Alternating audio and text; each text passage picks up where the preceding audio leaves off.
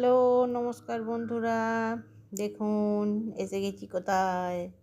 আপনাদের সঙ্গে করেই নিয়ে এসেছি নিজের সাথে। ফোনের ক্যামেরার ভিডিওর মাধ্যমে এসেছি মেলাতে। মাঘ মেলা এটাকে বলা হয়, পান্ডুয়ার বিখ্যাত মেলা। বহু পুরনো, বহু বছর, কত শত বৎসরের পুরনো মেলা। মানে সে পাওয়া যায় না। পান্ডুয়ার ইতিহাস খুঁজলে এই মেলার প্রবর্তনের ইতিহাস পাওয়া যাবে। মানে পান্ডুয়ার পৌণ্ড রাজাদের ইতিহাস থেকে শুরু করে সেই ঘটনাকাল আলাপ আলোচনা করলে তাহলে হয়তো এই মাঘমেলার প্রকৃত সময়টা, প্রতিষ্ঠা বা শুরুর সময়টা জানতে পারা যাবে। যদিও মেলা সেই কি বলবো, তার আগের সেই আভিজাত্য যেটা, মানে সেই জিনিসটা হারিয়েছে। আভিজাত্য মানে কি, সিম্পলিসিটির মধ্যেই যেটা আভিজাত্য ছিল আমি যেটা দেখলাম।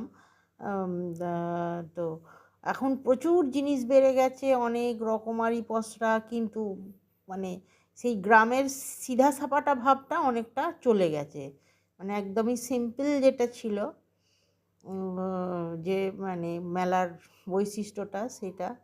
যাই হোক, প্রচুর দোকানদানি এসেছে, আর এবং সব দোকানদানিতেই ফটো ভিডিও করা নিষেধ। আবার লিখেও রেখে দিয়েছে, বোর্ড টাঙিয়ে রেখে দিয়েছে এইসব করেছে। তারই মধ্যে যেগুলো সেই সব ধরনের বিধিনিষেধ দেয়া নেই বা সেই সব আটকা বাঁধা নেই, আমরা সেইগুলোই ফটো ভিডিও নেওয়ার চেষ্টা করেছি। তাও চুপচাপ লুকিয়ে চুরিয়ে, বেশি যাতে লোকে বুঝতে না পারে সেইভাবে। কারণ বলা যায় না কে আবার সেটাকে নিয়ে একটা অবজেকশান তুললেও তুলতে পারে, নাও তুলতে পারে, বা তুললেও তুলতে পারে। তো যাই হোক, দেখুন কত রকমের দোকান দেখতেই পাচ্ছেন। এই আমি যেমন যেমন পাচ্ছি তেমন তেমন ক্যামেরা ঘোরাচ্ছি, তেমন তেমন জিনিস দেখতে পাবেন। কি কি দোকানে আছে, প্রচুর জিনিস। সেই সাবেক ব্যাপারটা নেই, সাবেকিয়ানা হয়তো অনেকটা কমেছে, যে সেটাকেই আমি আভিজাত্য বললাম। কিন্তু মেলার প্রসারতা অনেক বেড়ে